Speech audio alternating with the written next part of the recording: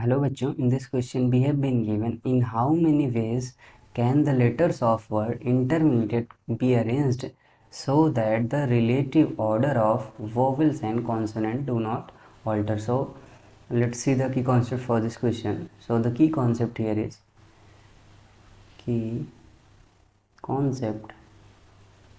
if we have n things given and we want to arrange it, so the number of ways are going to be n factorial. And अगर उसमें से r वस्तुएं समान हैं तो उसमें से हमको r फैक्टोरियल डिवाइड करना पड़ेगा। तो यहाँ पे क्या आ जाएगा हमारा n factorial divided with r factorial. तो यही हो जाएगा इसके लिए हमारा की कॉन्सेप्ट। अगर हमको n वस्तुएं दी गई हैं तो उनको अरेंज करने के लिए हमको n फैक्टोरियल तरीके लगेंगे। अगर उनमें से r वस्तुएं समान हैं तो उसके लिए हमको r फैक्टोरियल से डिवाइड करना पड़ेगा। तो यहाँ पे हमको क्या दिया गया है, यहाँ पे हमको दिया गया है इंटरमीडिएट। तो दिया गया है INTERMEDIATE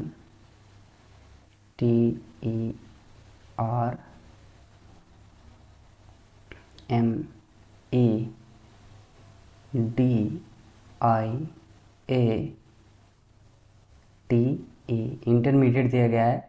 और हमको दिया गया है कि यहाँ पे कैन बी अरेंज्ड और the relative orders of vowels and consonants do not alter. तो यहाँ पे हम देख लेते हैं कितने वोवेल्स हैं हमारे।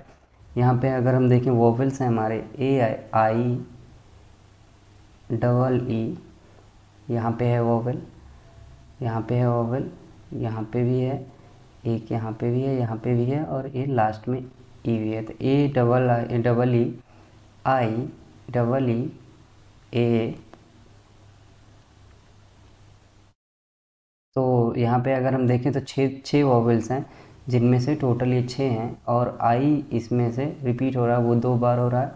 ई रिपीट हो रहा है, वो हो रहा है हमारा 3 बार। और हम देखें कॉन्सोनेंट हमारे कितने हैं, तो अगर हम देखें कॉन्सोनेंट्स की संख्या अगर हम देखें तो 1 2 3 4 5 और 6। तो कॉन्सोनेंट की संख्या भी 6 है। तो यहाँ पे हमको दिया गया है कि इनकी दोनों की ऑर्डर जो है रिलेटिव ऑर्डर वो चेंज नहीं हो सकते। मतलब जो है यहाँ जहाँ पे पहले वोवेल्स थे वहाँ पे भी वोवेल्स होने चाहिए, इस तरह से हमको अरेंज करना है।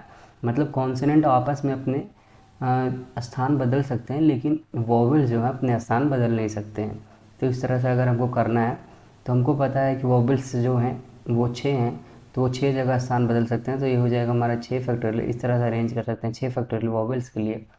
उसमें से 2 फैक्टोरियल आ जाएगा एक आई के लिए जो कि समान है और 3 फैक्टोरियल आ जाएगा हमारा ई के लिए जो कि वो समान है। और इसी तरह अगर हम देखें कॉन्सोनेंट का अरेंज करने के लिए भी 6 फैक्टोरियल लगेंगे।